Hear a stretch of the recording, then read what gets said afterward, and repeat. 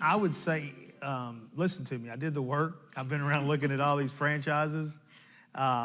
We looked at a lot of different franchises. And I would say, look at MinuteMan in different ways, because a lot of franchises, what I didn't want is I didn't want someone to come in and say, you're wearing this type of shirt, you're going to have this type of menu, and this is what your prices are going to be, and this is what your storefront's going to look like.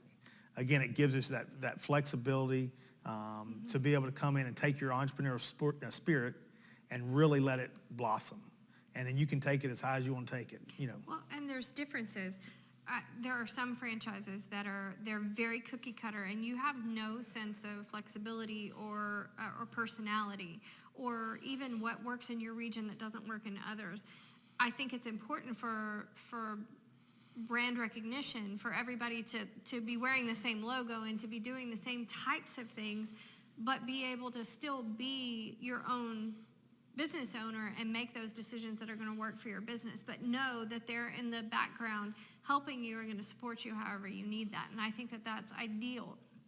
The friends and other owners that I've seen that have not been able to survive periods of recession or periods of business where it's not that great, their hands are held behind their back. And more often than not, the complaint is, well, I needed to do this, but I couldn't, or I couldn't get support on this, or I didn't come in with the right equipment. I think that, being 9 years in business with MinuteMan, we've seen the packages, the equipment come in and change, the training has changed. You've adapted, and you have to, because you're in an industry where things are constantly changing. And to have that it's priceless. I've had other friends who have owned other franchises, and they tell me, well, I own this, but I'm like the manager, because they tell me what to do, how to do it, what to sell, what to price. They do my advertising. He goes, I'm basically a manager, and I don't get to make the business decisions. So it's been exactly what I wanted, even though I didn't know what I wanted when I got into it. So I was lucky. I chose MinuteMan Press because I liked the system that I saw. I especially liked the working business hours. Coming from a hospitality background, I was working a lot of nights and weekends, and unless I was going to be the owner of the restaurant chain, I wanted to do something to be in business for myself.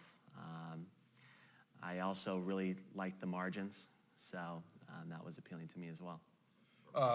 It's hard to tell, right offhand, but thousands of dollars, and it really motivates you too to hit that goal every month, to hit that cap. And I don't know how many people, other franchise owners that I've talked to, when I tell them that we have that, they can't believe it.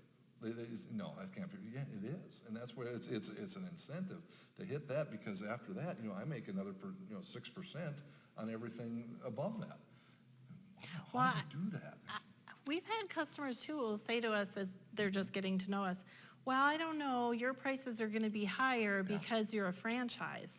And then I can tell them, well, no, that's not really true, because first of all, I get a discount on the equipment that I work with. Mm-hmm. I have nationally negotiated discounts on paper and other resources. So ultimately, the price I'm charging you is the fair market price. It's competitive. And even though I'm paying royalties, and everybody knows you do, so it's no problem to say it, to your customers, say, I do pay royalties. You're not paying more for that product because of that. No. It all evens out, and ultimately, if we're a strong business, we're not paying royalties beyond that cap. Yeah, frankly, each month when I pay the royalties, I don't even think about it. I just pay them. It's just part of the deal, and for everything that I get in return, it's the support is and the negotiated the negotiated prices. Too. That was the other thing I wanted to talk about before.